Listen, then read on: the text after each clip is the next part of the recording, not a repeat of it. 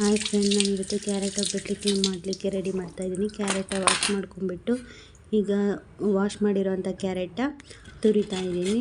ನೋಡಿ, ಇವಾಗ ಕ್ಯಾರೆಟ್ ತುರಿದಾದ್ಮೇಲೆ ಇಷ್ಟಾಗಿದೆ. ಈಗ ಸ್ಟವ್ ಮೇಲೆ ಬಾಣಲೆಯನ್ನು ಇಟ್ಕೊಬಿಟ್ಟು ಅದಕ್ಕೆ ಬ್ರೌನ್ ಶುಗರ್ನ ಹಾಕಿ, ಬ್ರೌನ್ ಶುಗರ್ಗೆ ಸ್ವಲ್ಪ ಒಂದು ಅರ್ಧ ಗ್ಲಾಸು ಕಾಲು ಗ್ಲಾಸಷ್ಟು ನೀರು ಹಾಕ್ಬಿಟ್ಟು ಅದು ಸಕ್ಕರೆ ಪಾಕ ಎಲ್ಲ ಬಿಟ್ಕೊಳ್ಳೋ ಥರ ಇದು ಮಾಡಿದ್ದೀನಿ. ಅದು ಪಾಕ ಎಲ್ಲ ಬಿಟ್ಕೊಂಡು ಕರೆಕ್ಟ ಸ್ವಲ್ಪ ಕುದಿಯೋಕ್ಕೆ ಬರುತ್ತೆ. ಕುದಿಯೋಕ್ಕೆ ಬಂದಾದಮೇಲೆ ನಾವು ತುರಿದಿಟ್ಕೊಂಡಿರ್ತೀವಂತಹ ಹಸಿ ಕ್ಯಾರೆಟನ್ನು ಕುದಿ ಬರ್ತಾ ಇರುತ್ತಲ್ಲ ಪಾಕಕ್ಕೆ, ಅದಕ್ಕೆ ಹಾಕಿಬಿಟ್ಟು ಚೆನ್ನಾಗಿ ಮಿಕ್ಸ್ ಮಾಡಬೇಕು.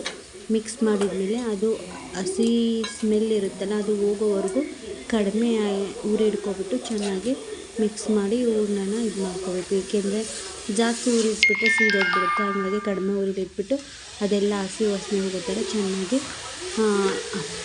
ಮಿಕ್ಸ್ ಮಾಡ್ಕೋಬೇಕು. ಅದು ಮಿಕ್ಸ್ ಮಾಡ್ಕೊಂಡ್ಮೇಲೆ ಸ್ಟವ್ ಆಫ್ ಮಾಡಬೇಕು. ಆಮೇಲೆ ಸ್ವಲ್ಪ ತಣ್ಣಗಾಗುತ್ತೆ. ತಣ್ಣಗಾದ್ಮೇಲೆ ನಾವು ಒಬ್ಬಟ್ಟು ಮಾಡೋಕ್ಕೆ ಮೈದಾ ಹಿಟ್ಟನ್ನ ಮಿತ್ಕೋಬೇಕು. ಮೈದಾ ಹಿಟ್ಟನ್ನ ಮಿತ್ಕೊಂಡಾದ್ಮೇಲೆ ನಾವು ರೆಡಿ ಮಾಡಿರುವಂಥ ಹೂರಣನ ತೆಗೆದ್ಬಿಟ್ಟು ತಟ್ಟಬೇಕು. ತಟ್ಟಿದ ಮೇಲೆ ಕಾವಲಿ ಮೇಲೆ ಹಾಕ್ಬಿಟ್ಟು 2 ಸೈಡು ಬೇಯಿಸಿ ಅಂದರೆ ಕ್ಯಾರೆಟ್ ಒಬ್ಬಟ್ಟು ರೆಡಿ ಆಯಿತು ಫ್ರೆಂಡ್. ಬಾಯ್, ಸಬ್ಸ್ಕ್ರೈಬ್ ಮಾಡಿ.